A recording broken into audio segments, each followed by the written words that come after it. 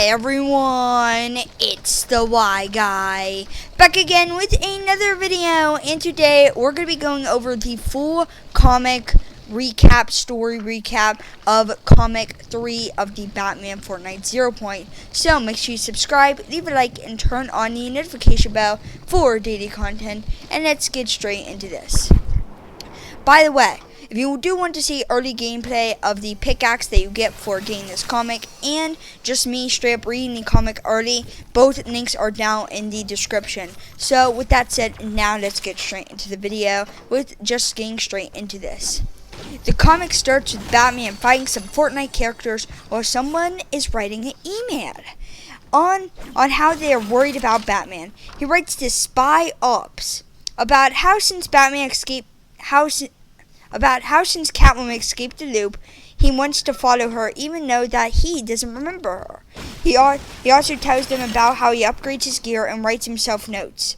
He knows that they can't wipe emotions, but they still need to do something because it's alarming. He tells them that they almost escaped the loop the last 3 times and that they aren't ready for it. Before the email ends, he gives the idea to match someone with the same skin as him. Email 1 ends. So through this comic, it's going to mainly be about this character, which I do actually have a theory upcoming very soon on who this character may be, writing emails to, I'm going to assume, I.O. Now, let's go on to email 2. Email 2 to Accusations. Begins with the person thanking them for reacting so quickly on his last email. He tells them how he thought the plan wouldn't work, but pairing Batman and Snake Eyes was just perfect. He tells them that how they are perfectly matched and it's like a masterpiece being created each time they fight.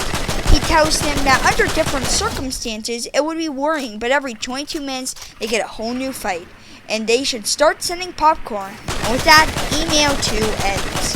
So email 2 is pretty much just showing the first signs that Snake Eyes is now being paired up with Batman to distract him from getting out of the loop, which is pretty interesting, and I have to say, very smart idea, whoever you are.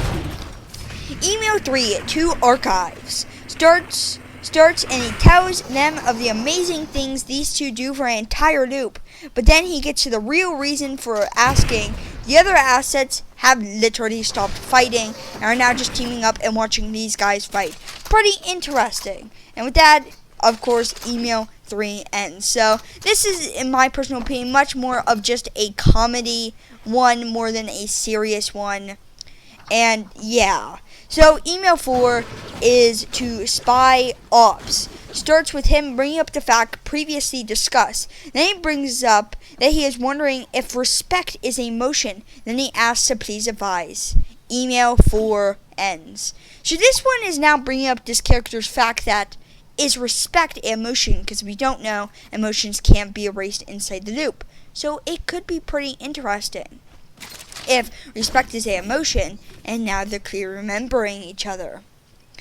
Email 5 to Accusations begins with him bringing up that he's starting to get worried. He brings up that characters form alliances for conveniences, but they never stick. But there has never been an example of people teaming up for so long. Then he actually deletes the message, and email 5 ends. And that's very curious that now he's starting to delete messages instead of sending them. I feel like this could be a big clue on who this is. Okay, now let's go on to the next email. In email 6, he talks about the hand signals. He says that people from different points of origins have the same hand signals. They need to translate them ASAP. He says that could mean serious problems, but then deletes the message and email 6 ends. So again, deleting the message of something that's clearly very important. Why is he doing this? Nobody knows. Email 7 to all senior members. He starts by saying that their tactic was successful. He tells them that it didn't buy them as much time as they thought it would, but they should have expected the unexpected. And email 7 ends. So again, he's pretty much just kind of evaluating the entire situation with Batman and Snake Eyes. pretty interesting. So, I think at this point we all know Batman is about to escape the loop. Email 8 to Extra Loop Observations. He tells him that Batman is incoming and that they can contact him if needed. He tells him that he will be taking a break, but they can still contact him.